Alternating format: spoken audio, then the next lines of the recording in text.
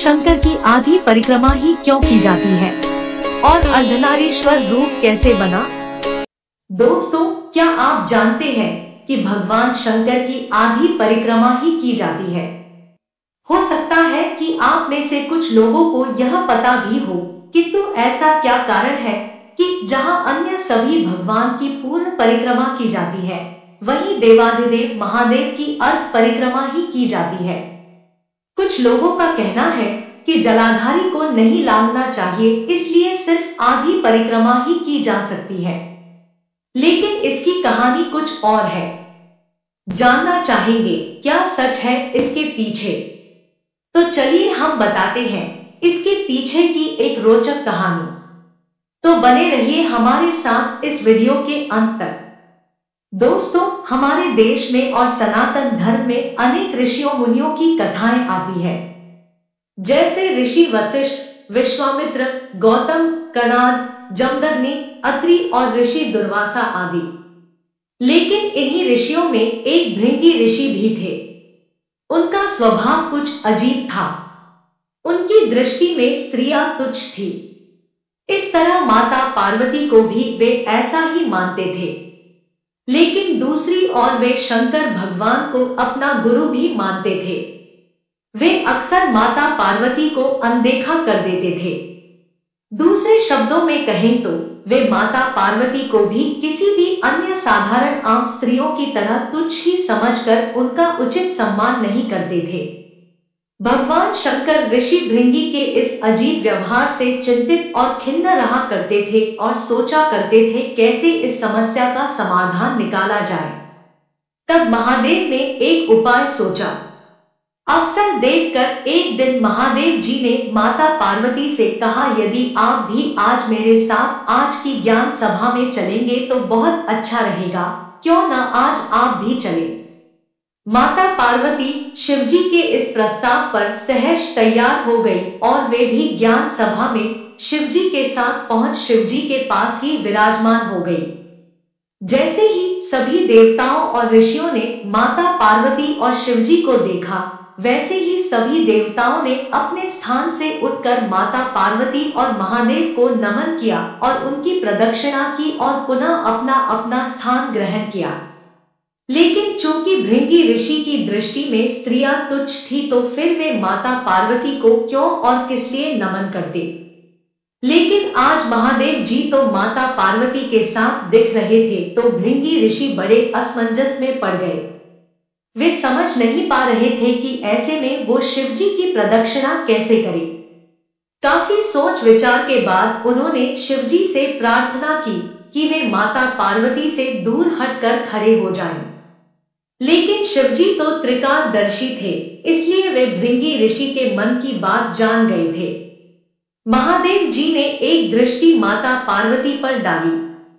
माता भी उनके मन की बात समझ गई और वो शिवजी के आधे अंग से जुड़ गई। अब महादेव और माता पार्वती ने अर्धनारीश्वर का रूप धारण कर लिया था। यह देखकर तो भृंगी ऋषि और परेशान हो गए। लेकिन कुछ देर सोचने के बाद भृंगी ऋषि को एक उपाय सूझ ही गया। उन्होंने एक भ्रमर का रूप धारण कर लिया और महादेव जी की जटा की परिक्रमा कर ली और पुनः अपने स्थान पर जाकर खड़े हो गए। जब माता पार्वती ने भृंगी ऋषि की इस ओछी हरकत को देखा तो उन्हें भृंगी ऋषि पर बहुत क्रोध आ गया। क्रोध में भरी माता पार्वती ने भृंगी ऋषि से कहा, लगता है आपको स्त्रियों से बहुत ज्यादा ही परहेज है, तो ऐसा क्यों न किया जाए कि आपके अंदर से स्त्री शक्ति को ही अलग कर दिया जाए। और यह कहते हुए मां पार्वती ने भृंगी ऋषि से स्त्रीत्व को छीनकर अलग कर दिया। अब भृंगी ऋषि की हालत ऐसी हो गई कि वे न तो जीवितों में थे न मृत में। उन्हें भयंकर पीड़ा होने लगी। कुछ ही देर में वे माता पार्वती से अपने अहंकार और स्त्रियों के प्रति दुर्व्यवहार के लिए क्षमा याचना करने लगे। भृंगी ऋषि की ऐसी हालत देखकर शिवजी को दया आ गई। उन्होंने माता पार्वती से कहा कि वे भृंगी ऋषि को क्षमा कर दे। माता पार्वती ने महादेव के कहने पर भृंगी ऋषि को क्षमा करते हुए कहा कि संसार में स्त्री शक्ति के बिना कुछ भी संभव नहीं। बिना स्त्री प्रकृति के पुरुष का भी अस्तित्व नहीं। इस संसार के लिए स्त्री और पुरुष दोनों का होना अनिवार्य है। याद रहे, जो स्त्रियों को सम्मान नहीं देता उसे जीने का अधिकार नहीं। किंतु भृंगी ऋषि ने कहा कि हे माता, आप कृपया मेरे कर्मफल के रूप में मुझे ऐसा ही रहने दें। मुझे देखकर पूरे संसार को सदैव ये ज्ञान होता रहेगा कि शिव और शक्ति एक ही है, अर्थात नारी के बिना पुरुष भी अपूर्ण है। ऋषि भृंगी की यह बात सुनकर माता पार्वती और महादेव दोनों बड़े प्रसन्न हुए और महादेव ने ऋषि को वरदान दिया कि वे अब से सदैव उनके साथ ही रहेंगे। साथ ही शिवजी ने यह भी कहा कि चूंकि भृंगी ऋषि उनकी आधी ही परिक्रमा कर पाए थे, तो अब से कोई भी उनकी पूरी परिक्रमा न करते हुए सिर्फ आधी परिक्रमा ही करेगा और यही विधान सदैव होगा। यही कारण है कि महादेव ही केवल ऐसे हैं जिनकी आधी परिक्रमा ही की जाती है।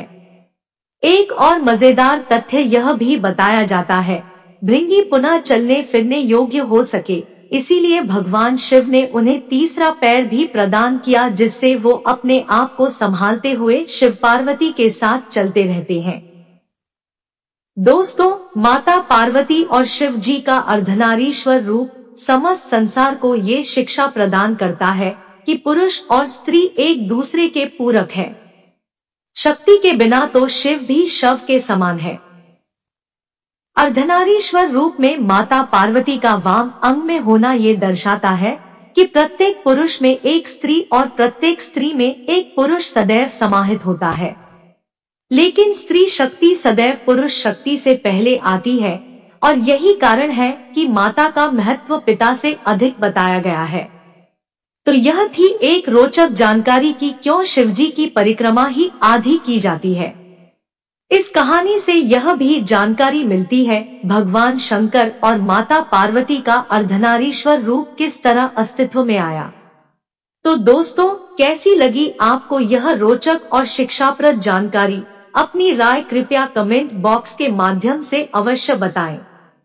यदि आपको यह जानकारी रोचक लगी हो तो कृपया इसे लाइक करें और अपने मित्रों और परिवार के अन्य सदस्यों के साथ शेयर करें।